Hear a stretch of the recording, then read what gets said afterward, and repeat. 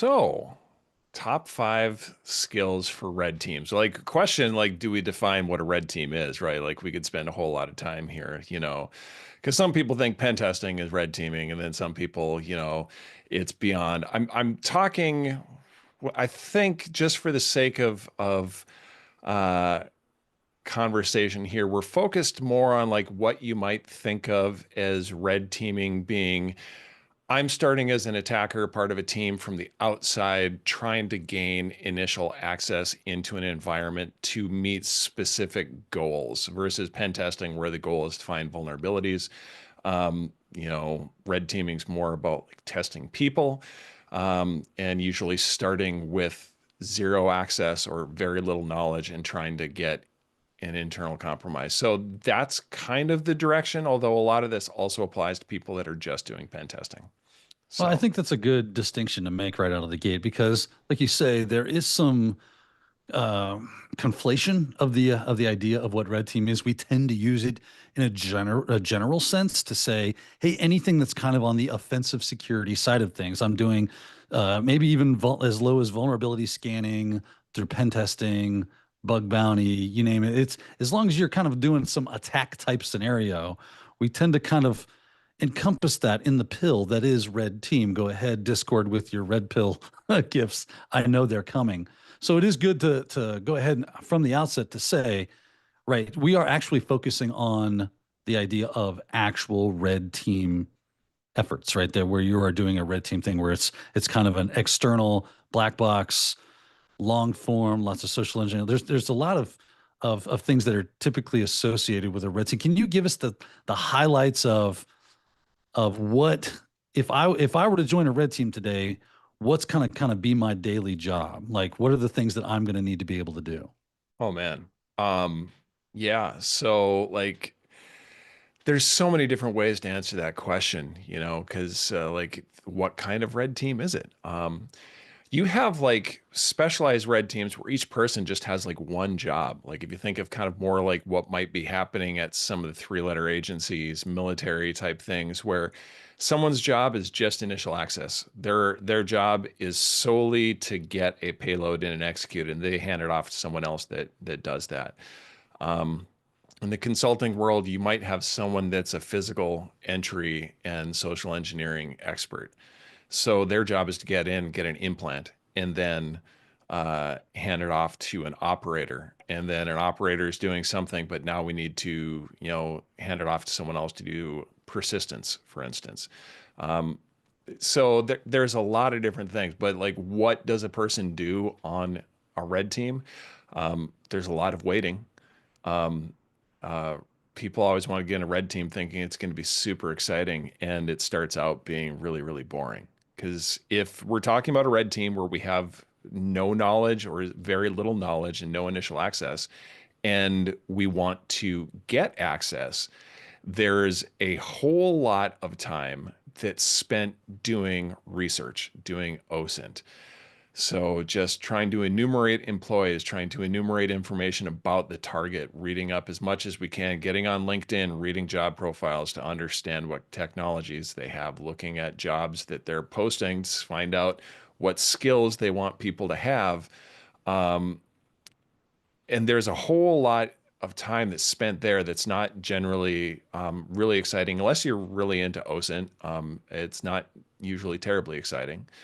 And then you work on developing a payload and you get your payload developed, and then you're waiting for someone to click, and you're sitting there waiting for someone to click on that payload and bite. So there is a lot of it's a lot of really high excitement punctuated, that punctuates a lot of boredom, especially in the early phases of it. But once you're in, then it's a matter of like, it's kind of a race. You're in, you have objectives you need to meet, and that normally means don't get caught. And so you're trying to find things as fast as possible, but to do it as slowly as you can so that you're not raising alarms and playing that balancing act between making progress and staying hidden.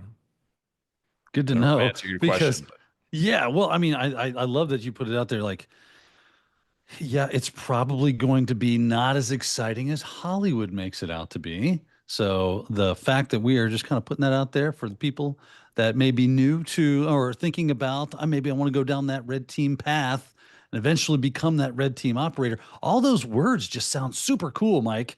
And it right, it kind of like gives you this sense of being like some spec ops, super spy, awesome stuff. Not that you don't do some really cool things, but it's probably more on a slow walk up to that really cool thing with a 100%. punctuated point of woohoo, right? There's a reason we call it the root dance or the DA dance or whatever you want to say, is because a lot of time and effort is most likely going to go into getting into that particular spot where you do have all that access you're looking for.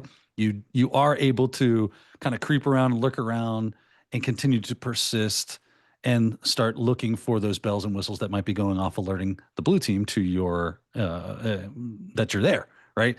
So really cool. Now that's a good overview of what a red teamer is, and I think that really sets the stage for us to go to the next thing, which is we got some skills, some things that if you really hone, it will make you a super effective red teamer because these are the important parts of the job, right? Exactly. Exactly. Well, Let's get into it, we're huh? let's do it. Yeah, let's jump into this thing. All right. So, what is probably one of the most important skills, thinking about, again, like this aspect of red teaming versus pen testing, is coding. Um, we need to write novel payloads that will execute on a system and allow us to perform those actions. So, establish some type of command and control, and then perform what we call post exploitation actions. So everything that happens once we have some type of C2 beachhead within an environment.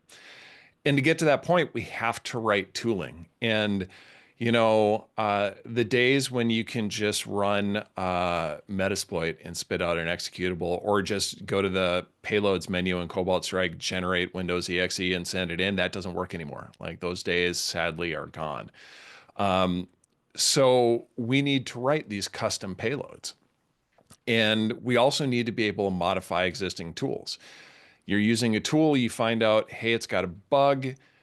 I need to be able to fix it so I can accomplish this task. And if you can't code, you're going to be having a bad time trying to find another tool that does the same thing, and hopefully that works. Now, Um, hold on, Mike. I have been told by many a different person on the internet that to be in cybersecurity, you don't need to know anything about coding. That's just a myth, an urban legend, as it were. And here you are telling me that if I'm going to go down that red team road, I might need to pick some of those skills up. So I think that there's probably some truth to both of these things. And I think specifically within our context of red teaming, this is the most applicable of needing to know how to code. Would you agree with me on that? Yeah, 100%. Like when you need to be able to write custom tooling, modify existing tooling, take a payload that worked on Friday and Monday it's getting caught, and you need to get that sent off, and so you've got to be able to adapt.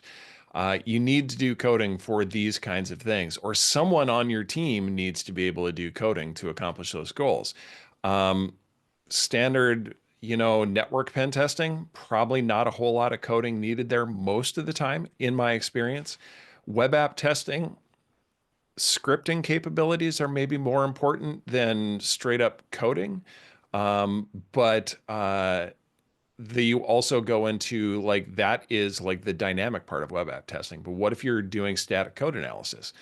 You need to be able to understand code to find out vulnerabilities in code.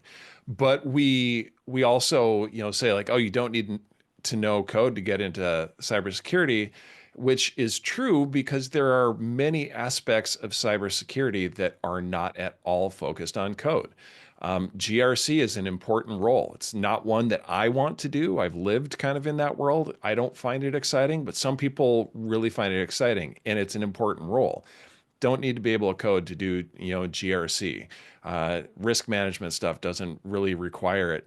A lot of blue team things, I spent a lot of time blue team and system administration without knowing much coding. Scripting skills definitely help, but And I mentioned that like in a slide here talking about scripting languages, but when I'm saying coding, I'm talking more about like compiled code that spits out some type of executable object versus a shell script, a Python script. Those are also very important skills to have, but I'm talking more about compiled. But you also need to know the scripting side of things. Like I have so many payload generators that I've written that are scripts that spit out some kind of template that I can then compile, or it compiles it for me to build my payload that I'm using for initial access. Because otherwise, I'm building that thing by hand every time. Now, I spit out a binary from Cobalt Strike or Brute Ratel or whatever it is, take my raw payload, and that does all the processing for me. And then, hey, here's a code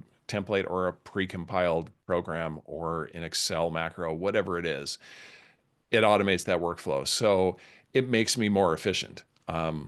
So yeah, there are so many roles that we don't need coding for, but there are a lot of them that we do. And um, I can say from experience, I suffered at the beginning of kind of my red teaming career, not knowing coding.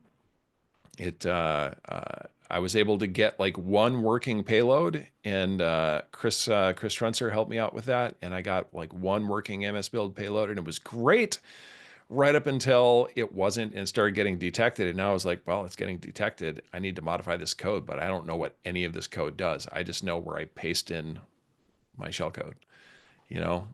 Yeah, yeah, it's definitely it can be a bit of a scary experience the first time someone goes, "Hey, remember how you didn't need to know how to code? That is gone. That's the past. Today's the future, and you need to get up on that and get those skills." Now, somebody very poignantly and forward-lookingly asked the question, "Well, what do you code in?" Right? Because here we go. We got these things where we can do evasion. You've got things about fixing bugs, creating tools, because a lot of stuff is already burned, as you say, especially when it comes to publicly available code.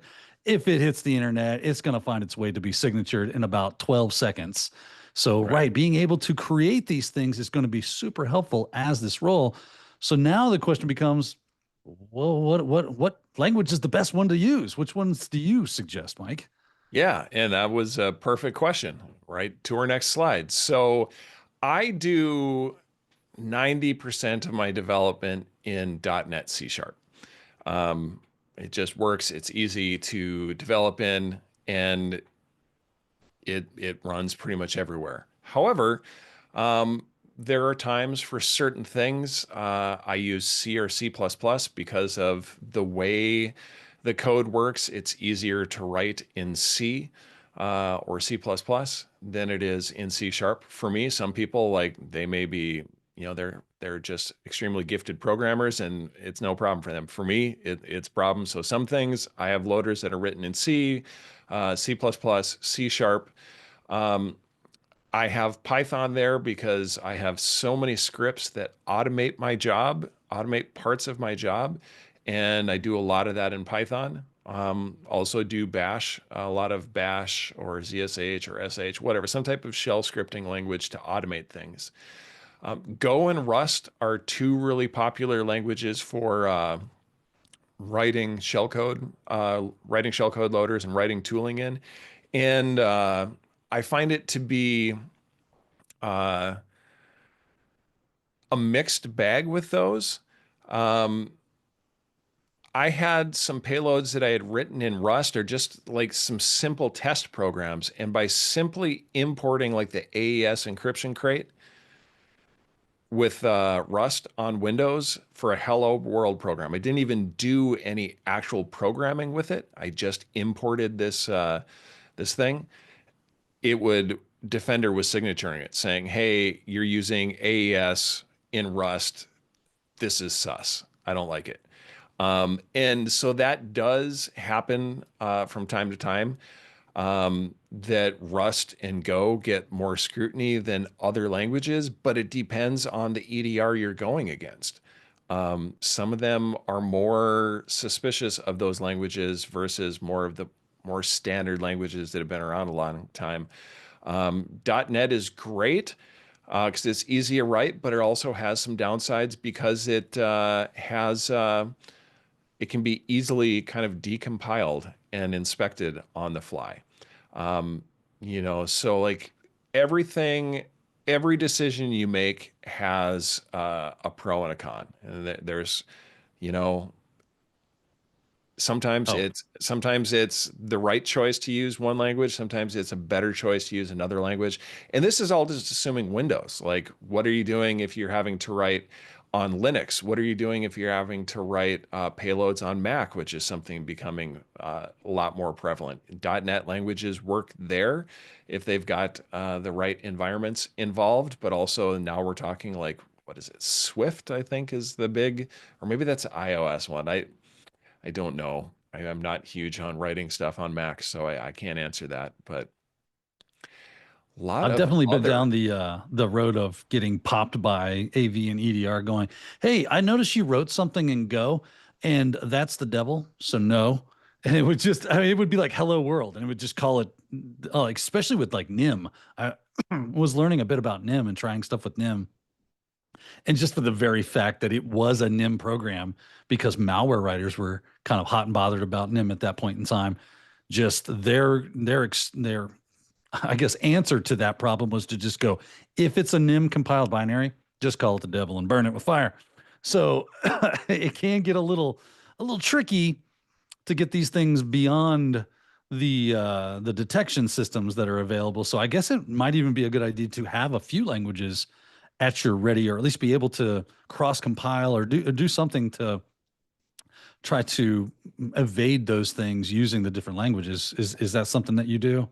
Yeah, 100%. Like being able to write some things in a couple of different languages, whether that's for EDR evasion or just sometimes certain things are easier in one language than another. Uh, it's more simple, streamlined to write. But having multiple tools in your toolkit is important for everything. If your only way of interacting with Kerberos tickets is Rubius, what are you going to do if Rubius doesn't work? You need other tools. You need to have other things in your toolkit. And so the same with programming languages is have a tool, but also have backup tools.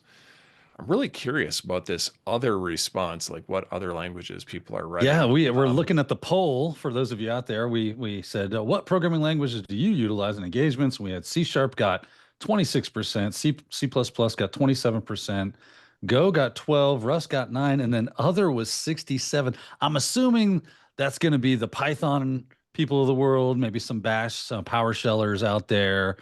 It's all that would all probably fall underneath that. So yeah, that's a good question, Mike. When it comes to language understanding, PowerShell, how important is that one as far as this goes? Man, I'm always torn when answering that question. Um, I generally avoid using PowerShell um, because it seems to be there's a lot of instrumentation into what's happening with PowerShell. You've got AMSI, but not only that, you've got signatures that are present when you load the CLR inside another process. So if you're doing unmanaged PowerShell, there's already signatures that are there.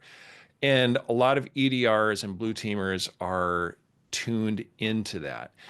But I also hear from other people that they're running in PowerShell all the time with no problems. And so I think it depends on where your clients are at. I'm privileged with Red Siege to work with clients that are pretty mature and invested in improving their security posture and always moving forward. And I think Black Hills has that same type of client base, and it just means that some of the things don't work. You have to use different approaches. Where I hear from other people working with other companies that are getting maybe companies that are working on their journey into becoming a more secure and hardened environment. And PowerShell works a lot there. But there's other languages too, that like you mentioned it, NIM, Boo, Iron Python. There's so many different languages, and one of the nice things about the esoteric languages is that like PowerShell is heavily instrumented. Like if you're doing something in PowerShell, pretty much every aspect of it can be inspected.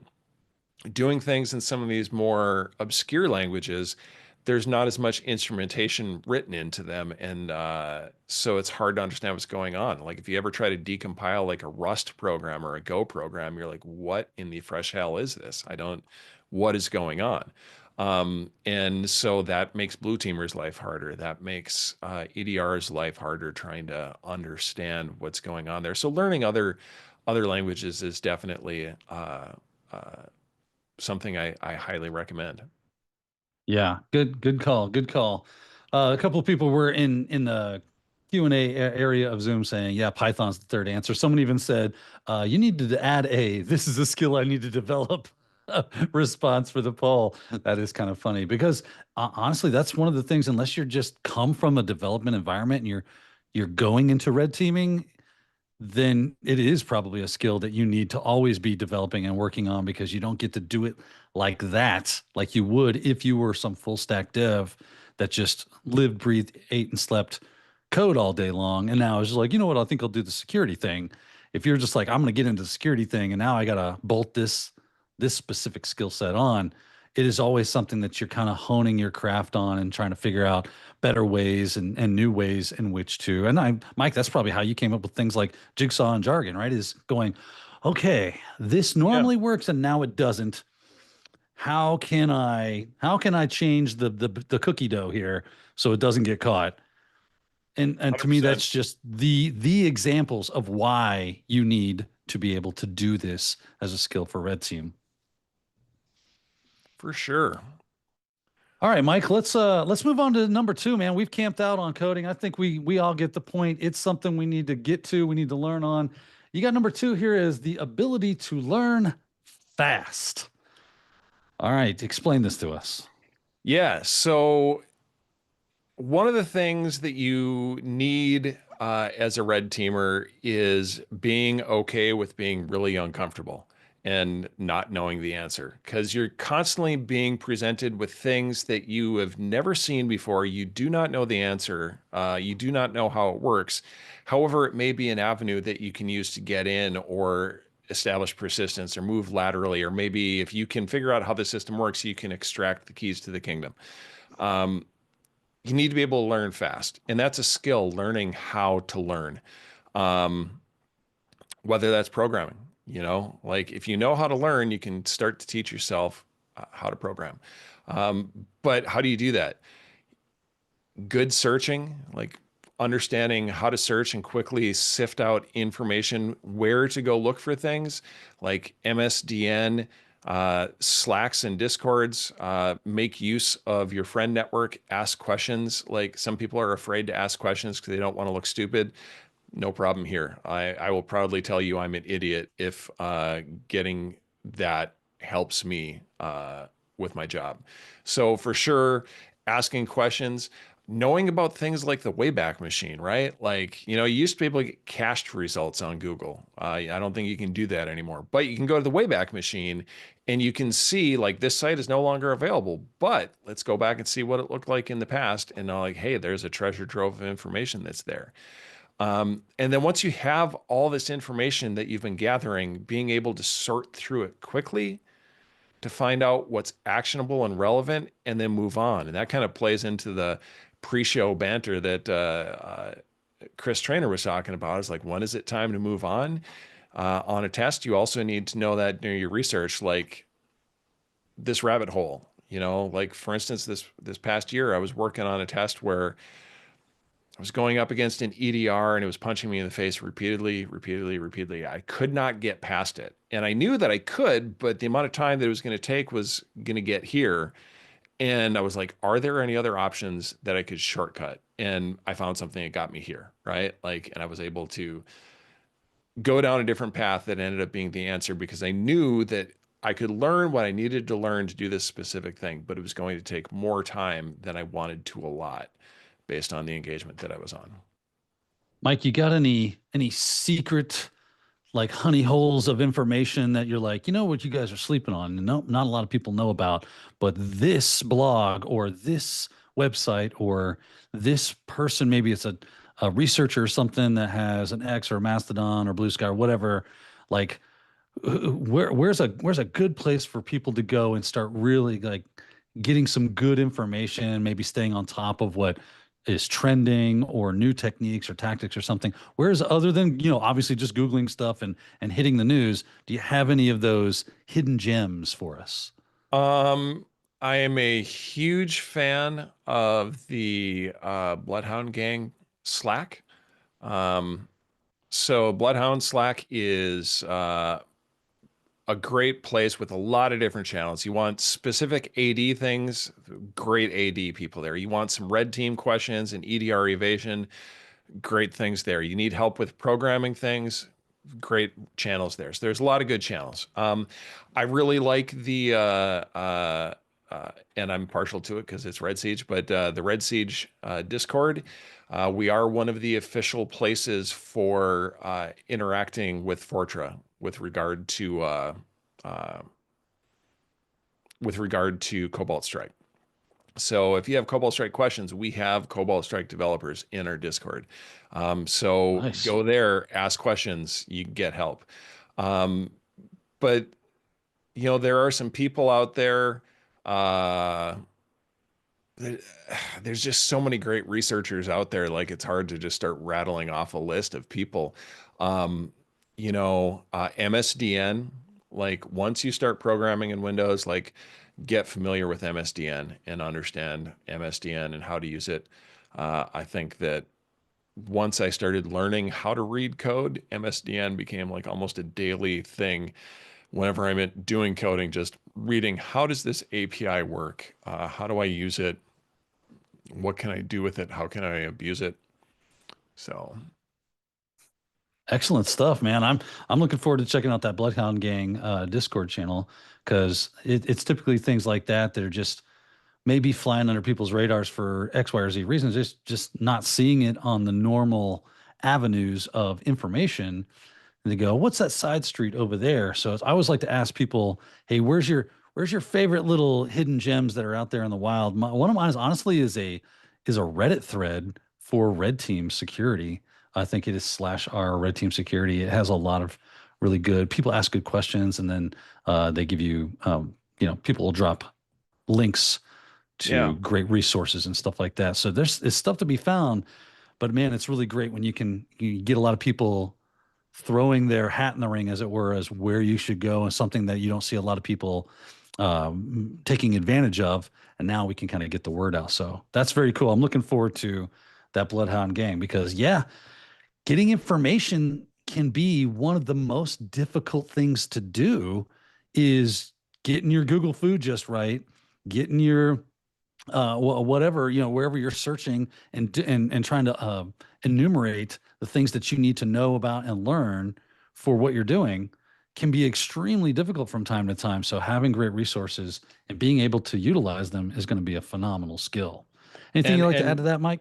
just don't be afraid to ask questions. Because like you can do a lot of research, but like for instance, for me, when I finally started really doing some coding, right? Like I need to write a shellcode loader. So I need to understand these APIs. But the problem is I don't have the coding experience, so I can't even ask intelligent questions. You need to instantiate the object. Like, what?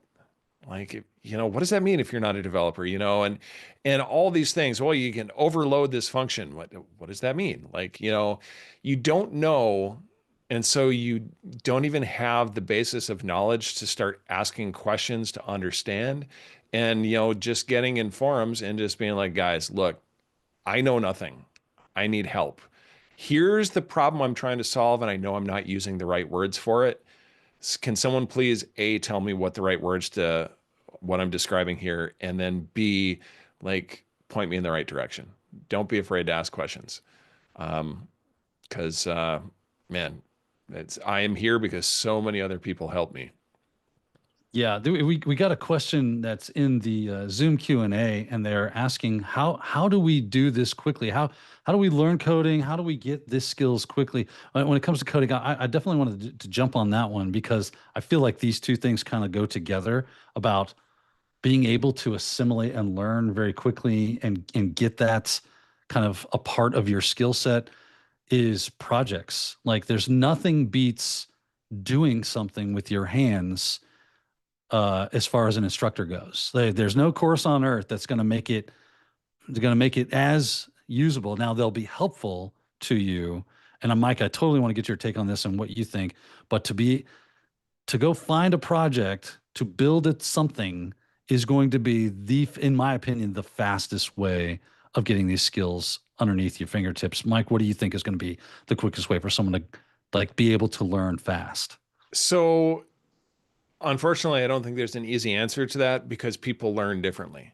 That's true. I learn by pain, right? Like I do not, I learn things when I have a problem I need to solve, and then I research and I solve it. But if I'm going to sit here and just be like, man, I really want to learn Rust, like I really want to learn Rust, I'm not going to read a Rust book and figure it out. And I'm not going to just like sit down with a Rust tutorial and start writing code because I would rather punch myself in the face. I can't do that. But if I have a problem I need to solve, all of a sudden I'm invested in fixing it. Now, some people are great about like grabbing a book, watching some tutorials, and cranking that out. For me, I'm like you, project based. Either I have a problem I need to solve, or I'm going to give myself a project that I'm interested in. And then once you start doing something, you type out why this is. Like if the reference material you're using hasn't said why you use that function, like, oh, use this function to do this.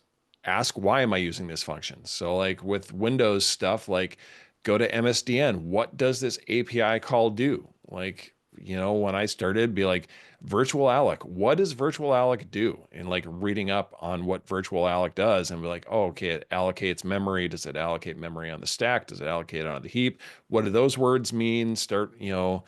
Drawing Start asking questions and drawing out a mental map of how those are related, so that you're not just doing things by rote. Oh, I write this to allocate memory. You understand how the memory is being allocated instead of just I know to do this.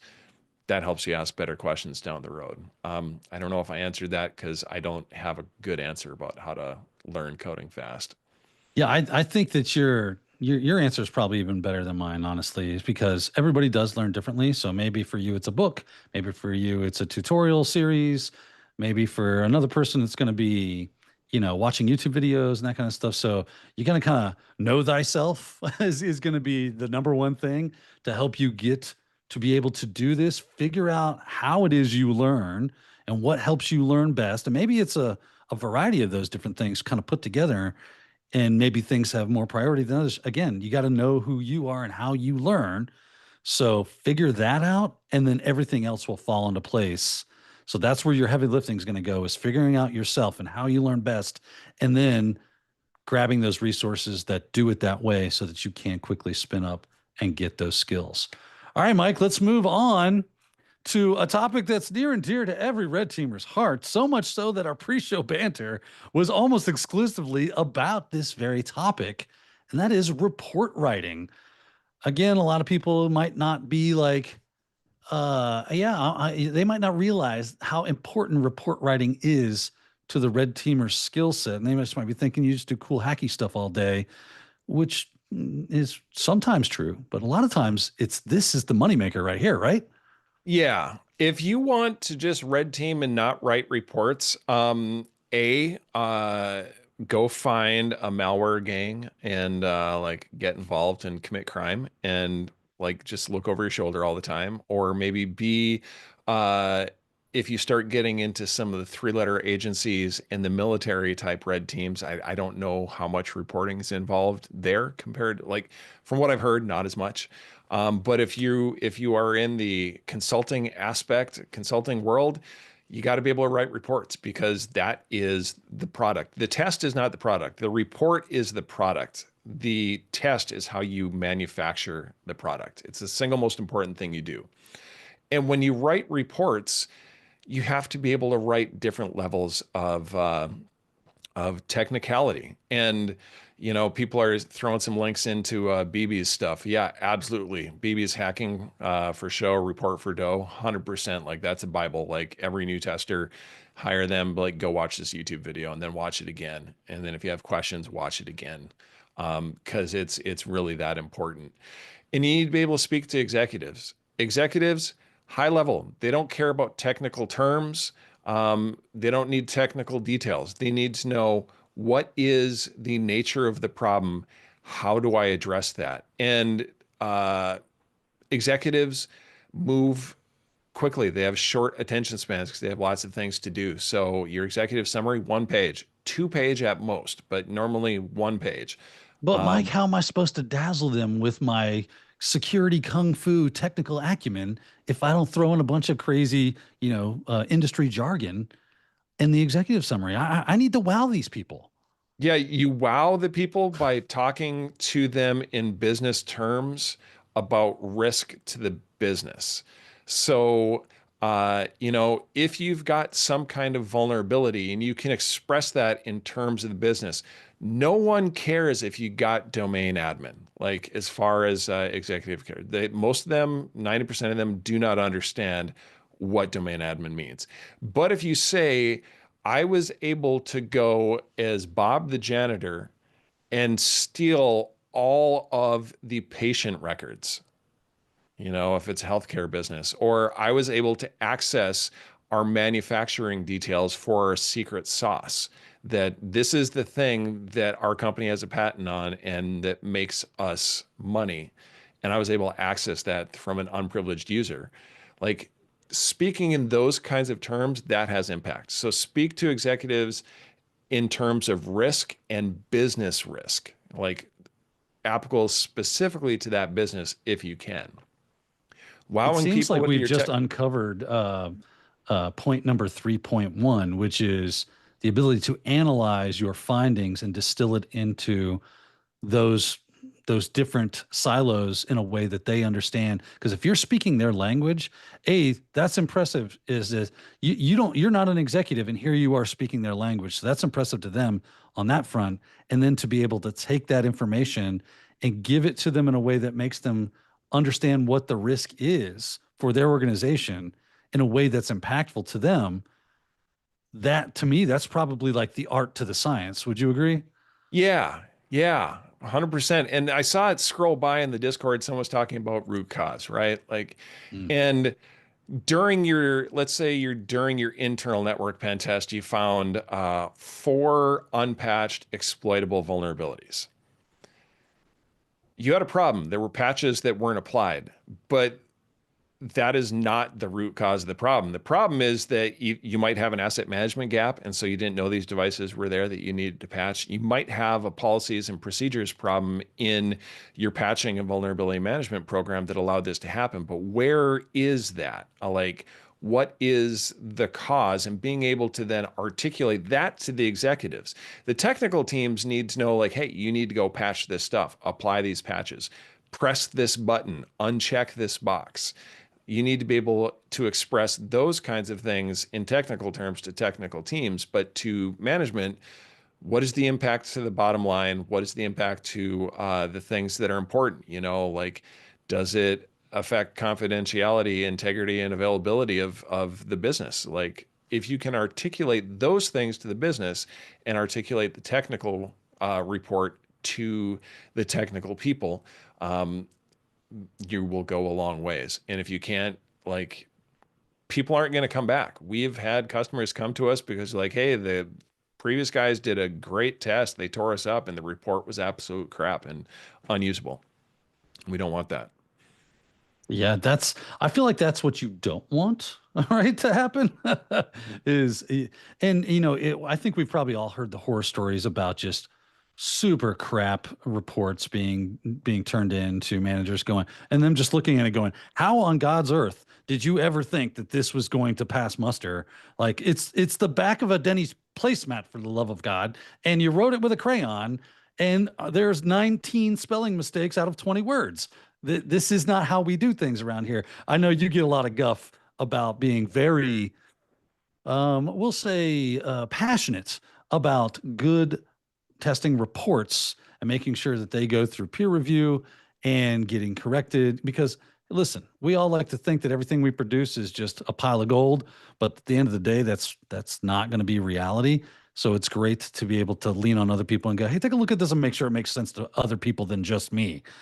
And then we have a good product to give to our testers, or give to our clients, because without that, like you say, they're not coming back for more of that. 100%. 100%. Agree. All right, Mike, what do you think? Should we move on, or we got any more to talk about when it comes to I mean, we could reports? talk about reporting all day, but I think like, there's enough resources out there for people to go take a look at. But like All right, well if you come into this job and you're like, I don't want to write reports, go do a different job yeah. because you're going to have a bad time and you're going to do a disservice to your clients. So Yeah.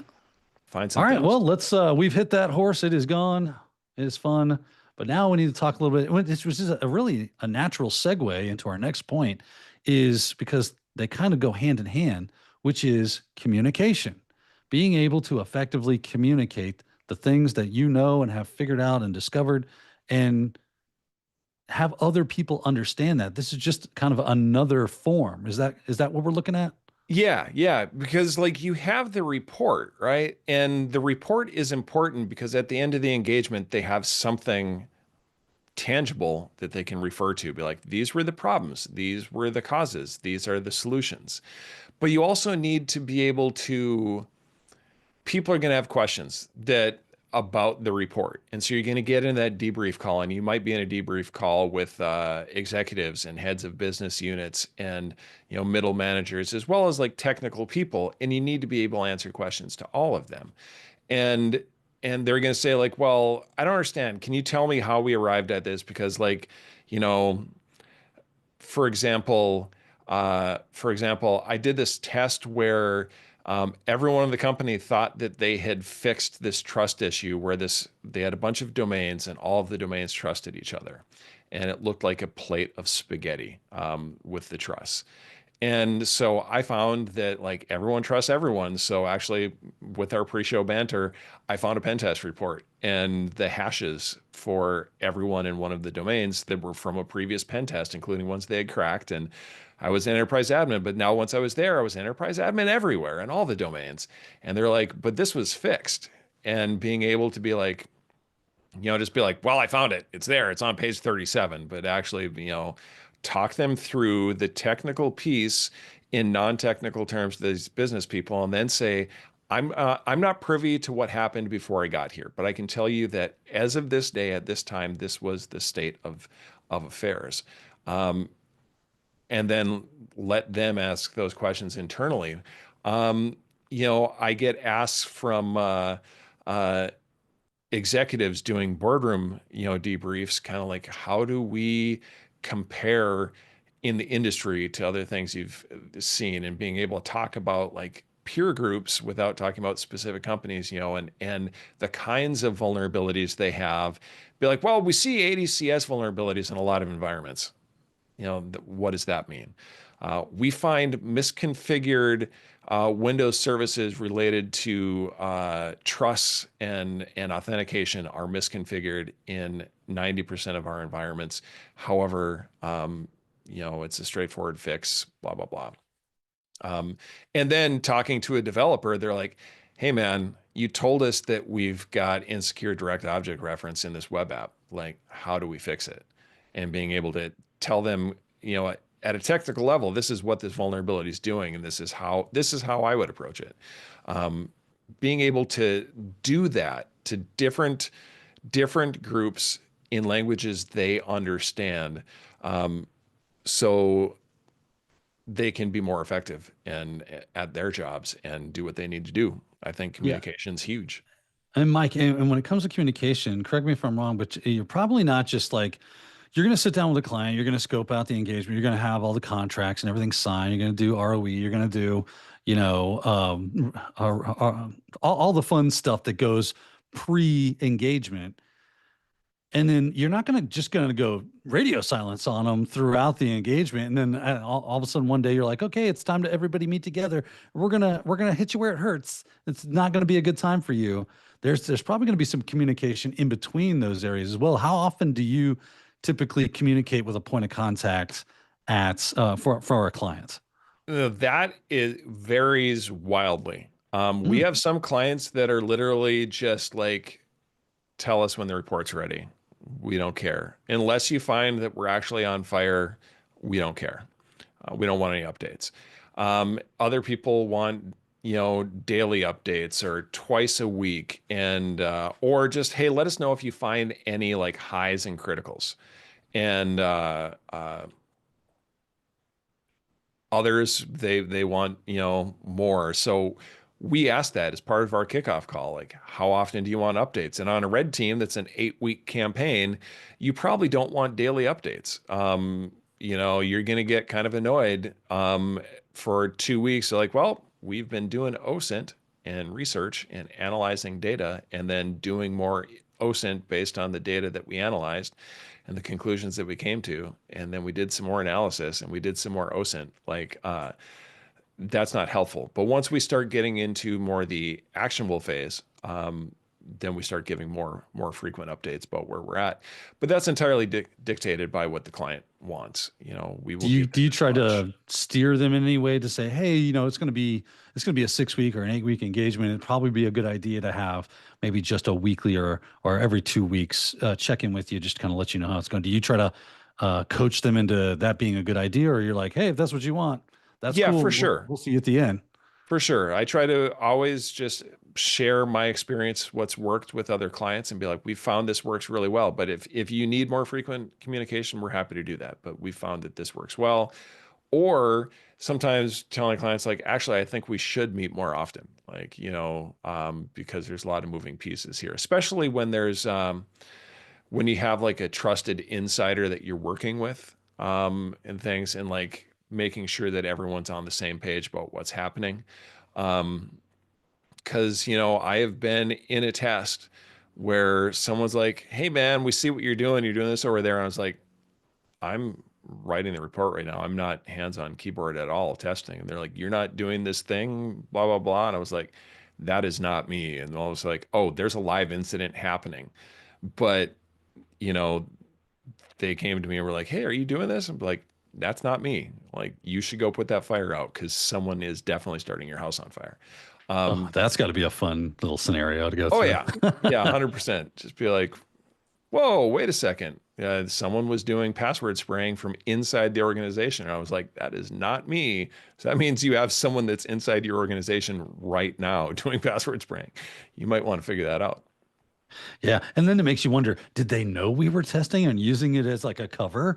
Could that possibly be occurring? And I mean, that seems coincidental that they would be being popped at the same time you're doing a red team assessment.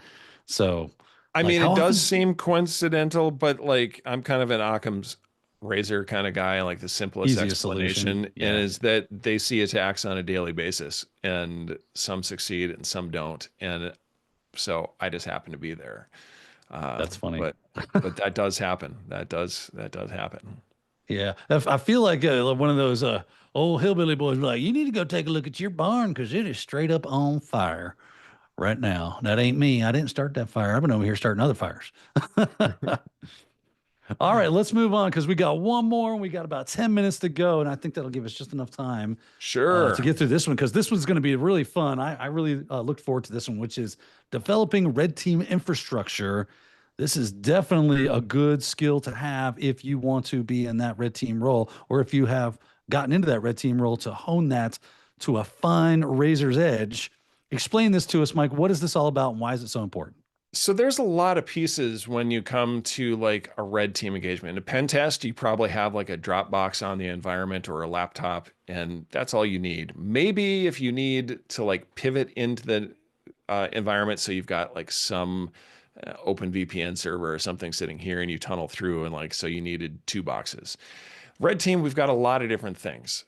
We need infrastructure to do our OSINT from that isn't associated with any of the rest of our infrastructure. So if that OSINT stuff is detected, like sometimes you are doing some hands-on sending packets to the target, you don't want that originating from the same space that you're eventually going to be having your C2 communications to. So, you need infrastructure for OSINT. You need infrastructure for phishing. And when you do phishing, you probably want some templates that are built already. You need to be able to quickly stand up sending infrastructure with both the phishing and The C2 operations, you want some aged domains that have good classification. So you need those available.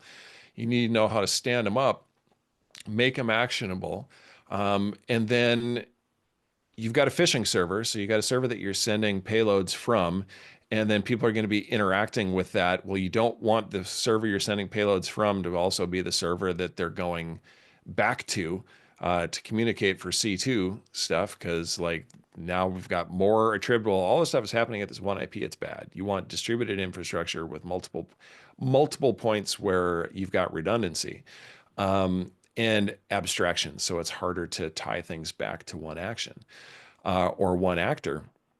And then you want sock puppet accounts. Like you need sock puppet accounts and sock puppet personalities, which ties into a bonus slide that we're probably not going to get to. But, you know, during this, like you might need, as part of your phishing, you might need to interact with someone. So you need to be someone, because I'm not, Mike from Red Siege is not sending you a payload on this phishing engagement, because that's a pretty clear way to get busted.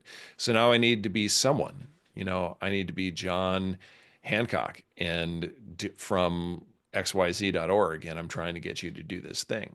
And so having some infrastructure, you know, I'm air quoting infrastructure, but like having a LinkedIn account that has some connections on it and is backed by some amount of authenticity will help with that if someone does decide to look at it. But you have to deploy red team infrastructure, and it takes time. And being able to do it repeatedly and so it works reliably is really important, because there's nothing more frustrating than like sending your payload and then realizing your redirector isn't working correctly. So callbacks are just bouncing off the firewall or they're getting routed to the wrong place. You need to be able to stand it up quickly, repeatedly, reliably, and document the hell out of it, and then use some skills that we learned in slide one about coding to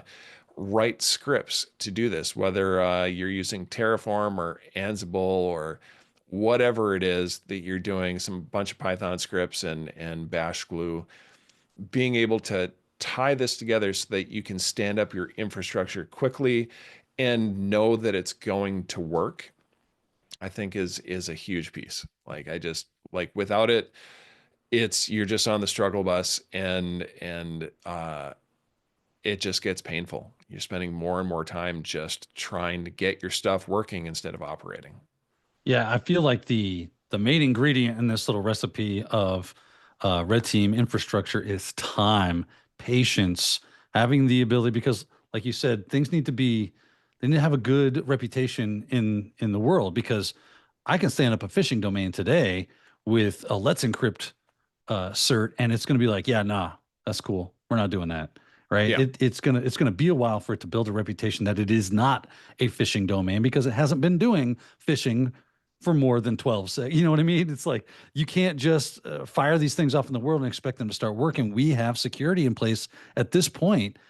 And I mean, this goes to show you that everything that we've done up until this point to increase the level of security is to some extent working, because you as a red teamer are having to go above and beyond what used to be just, oh, this job is so easy. Now you have a lot of work to do to make sure that you are as effective and um, with your ability to gain access to their systems and show them where the other weak spots are, because now we have all this new security that is more normal to be implemented that will pop this stuff.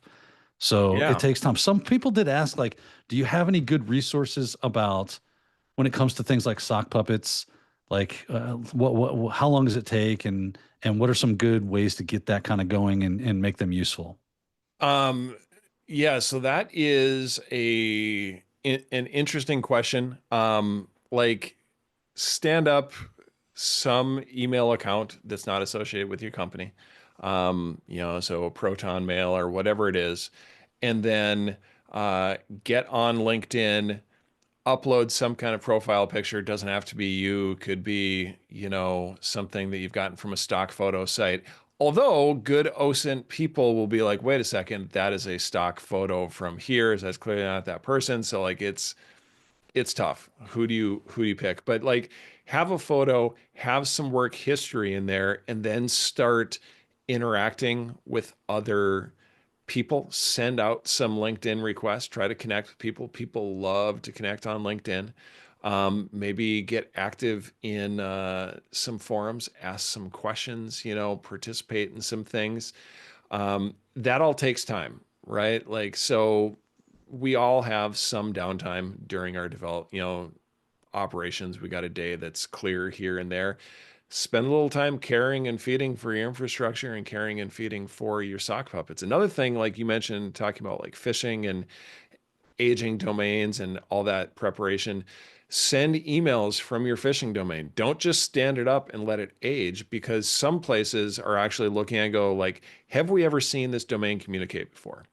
So if your target's in M365 and you've never sent an email into M365 from that domain, it's going to be a little more suspicious. So start maybe sending innocuous emails to friends, to your own accounts hosted elsewhere. Get some communication going back and forth so that hopefully you pass through multiple different providers. Like, it's good to have friends in various places. So I have friends that have proof points. I have friends that have, Microsoft 365. I have friends that have uh, CrowdStrike. I have friends that have Sentinel One. Test things out, right? Like get it seen. And with the email stuff, like send email to different mail providers, where people are going to be expecting it, not classifying it as spam, right? Because that's the opposite of helpful. And start doing that to build some provenance for your domain. Mike, does do you ever reuse these infrastructures, or do you have like a set amount of infrastructures that are kind of ready, they're baked, they're ready to work? Maybe you got a couple other that are in the fire and are cooking, but not quite ready for prime time. Is it a process that kind of works cyclically like that, or you just spin up some infrastructure and use it till it's burned, and then lather, rinse, repeat? What's your process for this? So for red team stuff, it's pretty much always new. Build it from the ground up every time, because blue teams aren't expecting. They don't know the test is going on. They're inspecting things, maybe submitting things to Virus Total, and then Virus Total now sees, or Joe Sandbox or whatever, and now they've got this IP in this domain is associated with malware activity if they did actually detect it and detonate it in a sandbox.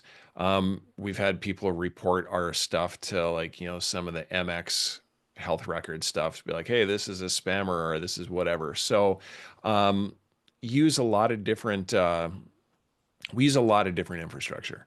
And then we're constantly standing up new stuff all the time, because it's something that just, if we get burned, you know, we got like that's going to affect every engagement down the road from now on. So we need those things to just be unique, so that we don't shoot ourselves in the foot and use a bad classification domain from the start, or never get a chance to have our email delivered because they're like, hey, this is a spamming domain. Yeah, I bet it's real fun when you have a domain, you have all this infrastructure built, and you're working with it, and you've already started the engagement, and then it's like all of a sudden, have you ever had that happen where it just becomes like, oh, we've been discovered, or it has been classified as a phishing domain or something Yeah, like that, and just yeah. totally cut you off at the knees?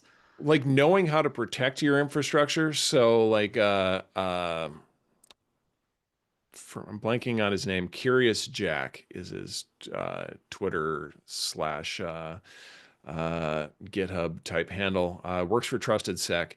Had built this list of basically like Apache. Uh, uh, what is the host? What is the file in Apache that like you can use for rules for how things are handled? I'm Is it totally. the HT access? Yes, HT access rules. Thank you. Gotcha. Yeah, you're welcome. Or doing it with like mod rewrite and having it set up to block the majority of like the various threat intelligence and virus scanning and those type of things companies. And Netcraft, because we had stood up one where we were doing a Microsoft 365 credential fish, and I had had an error. It was before I had automated building my mod rewrite rule set to block everything that I didn't want. And Netcraft scans the internet all the time on behalf of a bunch of companies. One of them is Microsoft, and they saw this Microsoft 365 fake login page, and they're like, "Hey, issued a domain takedown notice and like reported us like immediately." And so like I had to start from scratch. I had to go get a new domain. I had to stand up new infrastructure. You know, the registrar was ready to like yank our account. We're like, hey, this is part of an authorized red team. We have contracts, blah, blah, blah. But I got burned by that before I ever got started. So protecting that as long as possible, like learning how to use mod rewrite and redirectors and protect your infrastructure, because man, it's a bad Mike day. needed Mike needed some burn cream for that sick burn. Yeah, 100%. Oh, that sucks. I'm sorry to hear that, Mike, but I guess it is just cost of doing business from time to time when it comes to this whole red teaming thing. This has been fun. I've enjoyed it. We've got our poll completed with what C2 do you like? Do you use? It says, what C2 do you utilize on engagements? And we've got over 100% of interaction with this, which is interesting to me because 50% of people, or 48 now, 48% of people say Cobalt Strike. We got 7 with Brute Rattel, 6% with Nighthawk, and then 59% with other, which, Yeah. yeah, I don't know how that adds up to 100, but um, There are, uh, well, probably because we use multiple, like if it allows you to yeah, do it. Like we use multiple on a thing. People in there like, oh, Sliver's underrated, you know, no yeah, Empire. Like it depends on what your target's using, you know. right, Havoc's another great one that's out there. And we try to, in our OSINT, understand what the target's using, and some work better than others. I love Cobalt Strike. However, a lot of EDRs have written signatures specifically for Cobalt Strike, not for the technique, right? So I take a shellcode loader and it blows it up and says, this is Cobalt Strike. I take the same exact shellcode loader, but I put Brute Rattel shellcode in, and it works just fine because they're writing signatures specifically for Cobalt Strike. So I might use right. Brute Rattel. Nighthawk has advantages too because it's not used as much, it's not as well known, not as heavily signatured. Same thing with things like Sliver or Havoc or man, like you can find 8,000 different C2s out there. And Oh, GitHub is just yeah, chock full of C2 stuff. yeah. I've been seeing Mythic Loki. Have stuff. you seen Loki? I have not seen it yet. I've seen you're talking about Bobby Cook's project that he's talking Yeah, about. it looks nice. Yeah. Yeah, yeah. I don't think he's released it yet. I'm waiting for No, it to he's come still out cooking because on it. Yeah, but he's been it posting looks about it a pretty lot. awesome. I can't wait to Yeah. see it. And there's so many out there, and it goes back to having, you know, different tools in your toolkit, having different C2s. And sometimes you don't need a full-fledged C2. Sometimes you'd like a stage 0 that just allows you to get in, enumerate a little bit of information to understand the environment before you launch a full-fledged C2. Like so many different ways to accomplish the task.